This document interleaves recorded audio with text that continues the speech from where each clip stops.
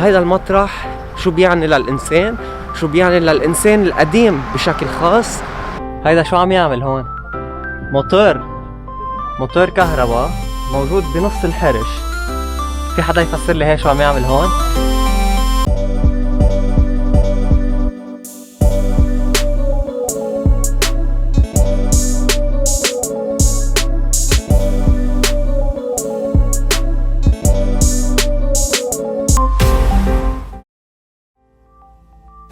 كيف كان الإنسان القديم؟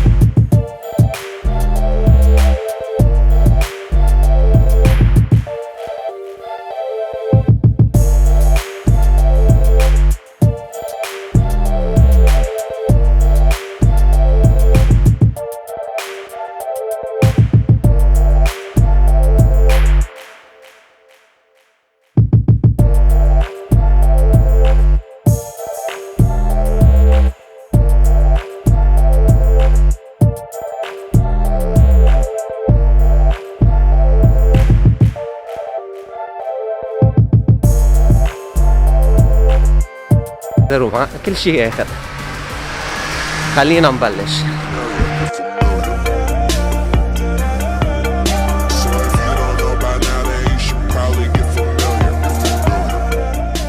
Wait, what? See you next week. Okay, Have a bye. lovely weekend. Bye. Thank you. Good morning. Can I top up my Opel card? How much? أنا هلا شرشت الأوبل كارد.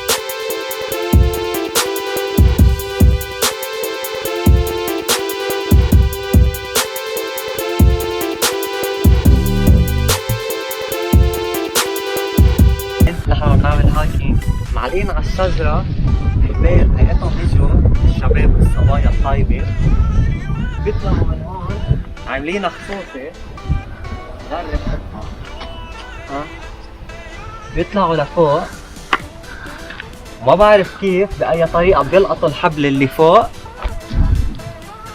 وبينزلوا على النهر.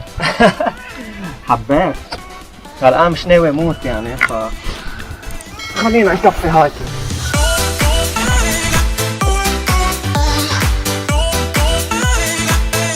لايكوا المناظر شو حلوة.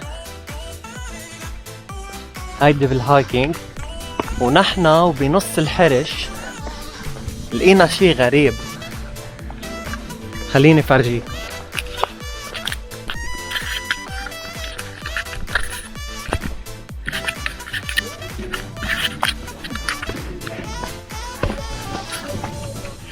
هيدا شو عم يعمل هون؟ موتور كهرباء موجود بنص الحرش.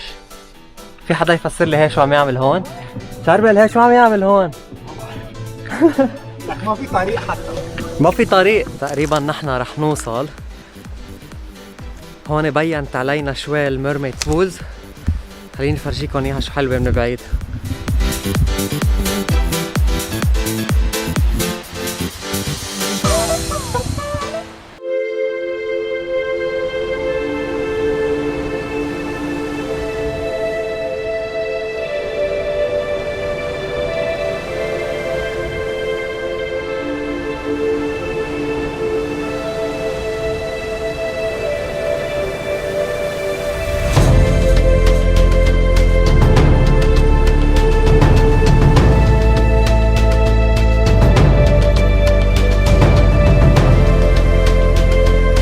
طيب بالمبدأ نحن رح نوصل بدنا تقريبا شي 5 دقايق او 10 دقايق مشي لنوصل على هيدي البركة الحلوة. شربل نحن وين هلا بالتحديد هون؟ نحن صرنا بمنطقة اسمها ميرميد بولز. اوكي. هيدا اسم البركة. المغزى منها انه هيدا مثل فيها cultural significance للسكان الاصليين الابوريجينال. اوكي. وبيامنوا انه الاله تبعهم قد ما حب هيدا المنطقة روحه بعدها ساكنة فيها. اوكي. العالم بتجي لهون بتعمل هايك بتنط بالماي. اوكي. والابوريجينال هن شو يعني؟ هن الانسان القديم بينعاد؟ السكان الاصليه تبع استراليا. تبع استراليا قبل ما يجي لك الانجليز قبل ما يجوا لهون بالسفن. اوكي.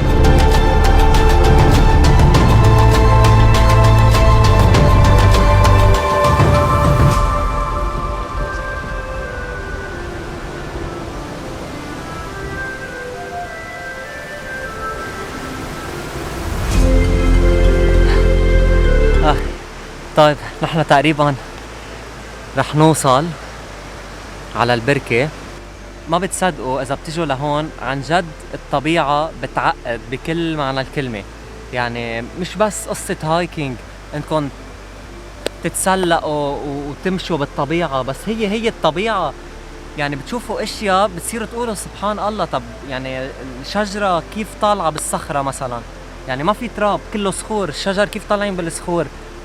في اشياء واصله لهون ما بعرف كيف. احجار وصخور كبيره بتحسوها منحوته نحت، بس هي نازله بطريقه ما حدا بيعرف كيف.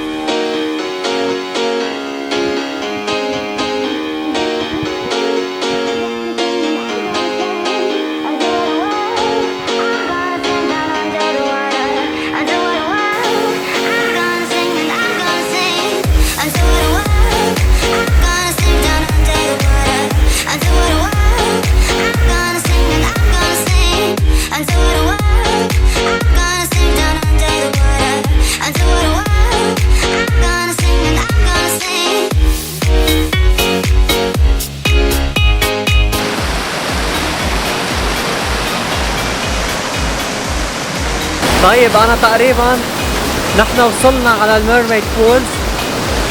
تقريبا رح نوصل تراك كتير طويلة للهايكينج، تقريبا شي 8.6 كيلومتر. ففيها مشي كتير، فيها تعب، يعني منا هينة ابدا. تقريبا رح نوصل على الميرميد بول. خليني فرجيكم.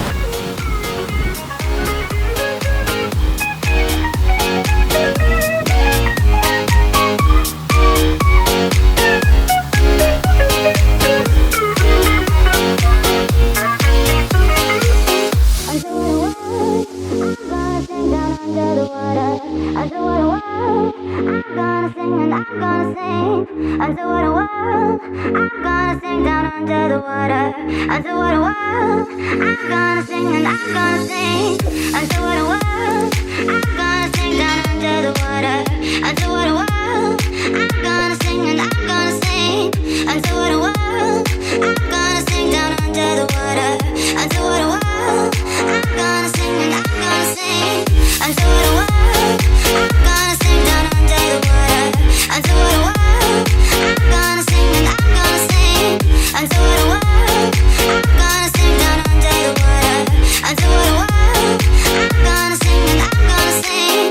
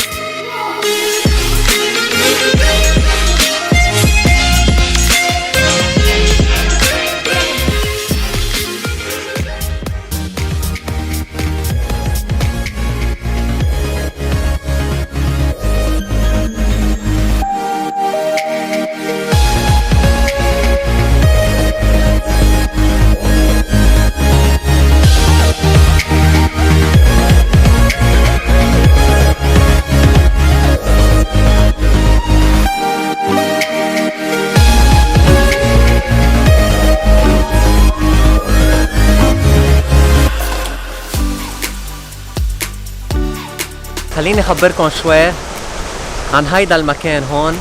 فاذا مثل ما قال شاربل بالاول، هيدا المكان هون هو مقدس بالنسبة للعالم الاسترالية القدامى يلي بسموهم اب اوريجينال او المعروفين بالاسترالي ابريجينال. هيدول الاسترالية القدامى هن اول مين اجا على استراليا ودل هون، وكانوا معروفين بالاول انه هن يعني ما بيتجانسوا مع الكوميونتي اللي غيرهم، يعني ما بيتزوجوا غير بعضهم. هلا عن جديد يعني بتشوفوهم بين العالم، بس بالاول كانوا معروفين اكثر انه هن بيضلوا عايشين بمطرح وحدهم تقريبا، ومزبوط انه هن بينعرفوا اكثر من غيرهم. يعني بالشكل دغري بتعرف انه هيدا الزلمه هو ابريجينال مثلا. هلا تنحكي شوي عن هالبليس. هيدا البليس مقدس بالنسبه لإلهم لانه بيعتبروا انه الاله تبعهم روحه بعدها موجوده هون، بعدها ساكنه هون، مشان هيك هو اللي جمل الطبيعه. وعلى هيدا الاساس في كذا ساين، في كذا مطرح مكتوب انه من الافضل انكم ما تتسبحوا احتراما لهيدا المكان المقدس. لتقدروا توصلوا لهون في تراك تقريبا، التراك كلها سوا طولها 8.6 كيلومتر. اكيد ما بدكم تبرموها كلها سوا لتوصلوا لهيدا المطرح، هيدا تقريبا بنصها للتراك، بس في يعني فيكم تمشوها هايكينج كتير حلوه. غير هيك اللي حابب لكم اياه، اذا بتطلعوا هيدي الطبيعه وراي تقريبا شكلها ببين مثل كأنه هي كانت جبل كبير ومثل صار زلزال او انقسم الجبل قسمين، صار عندكم جبل عميلة الرايت او ميلة اليمين وجبل عميلة الشمال، وبتحسوا مثل كأنه هيدا الجبل مقسوم وبنصه نازل الشلال. فعن جد يعني اللي بيقدر يوصل لهون، عم برجع اقول اللي بيقدر يوصل لهون، لانه في ملايين من العالم بتحب تجي على هيدا المكان، ولكن كتير قليل اللي بيقدروا يوصلوا لهون لانه تراك بتضيع، ما فيها كتير ساينات. يعني معقول تضيعوا ما تعرفوا من وين بدكم تروحوا، من وين بدكم تجوا. في كذا طريق تقدروا تروحوا منها، والطريق اللي بتودي على هيدي البركة هي طريق وحدة ما في غيرها. وتقريبا كل ما تروحوا في عندكم 5 أو 6 طرق تقدروا تروحوا فيهم على غير مطارح. مشان هيك اذا ما معكم جايد بيعرف يوصل لهون صعب كتير تقدروا توصلوا. بما انه جاي بس انا وشربل وما في حدا هون، وعلى فكرة نسيت قلكم، اللي بده يجي لهون ما يجي وحده، لانه ما في ارسال هون، ما في ارسال. اذا حدا بيصير له شيء ما بيقدر يدق. اوكي سو اللي بده يجي لهون ما يجي وحده. برجع بكرر، هون ما في ارسال، واللي بيصير له شيء ما حدا بيقدر يعرف فيه، واللي بيصير له شيء وبيكون معه حدا ما حدا بيقدر ياخده من هون الا بالهليكوبتر. يعني بعرف في كتير اخبار بتصير انه حدا بينط عن هيدي الحفة لتحت وتنحسب بيجي على شي صخرة حرام يعني، او انه بيصير معه شي، او انه هو عم يعمل هايكينج فوق ويصير معه شي، ما حدا بيقدر يساعده او يطلعه من هون الا بالهليكوبتر. برجع بقلكم اللي بده يجي لهون ينتبه.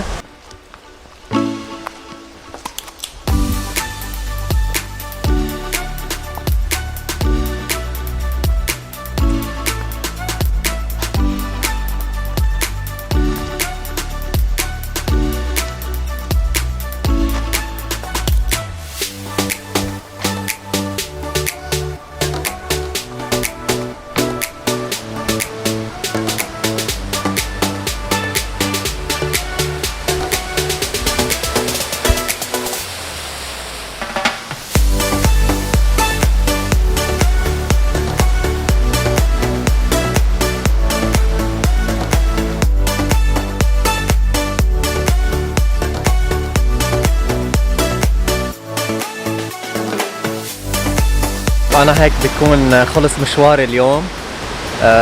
ما تنسوا إذا حبيتوا الفيديو تعطوني اللايك والسبسكرايب على الشانل، ورح اترك انا كل شيء السوشيال ميديا عندي تحت، فيسبوك وانستغرام. بشوفكم بفيديو جديد، باي.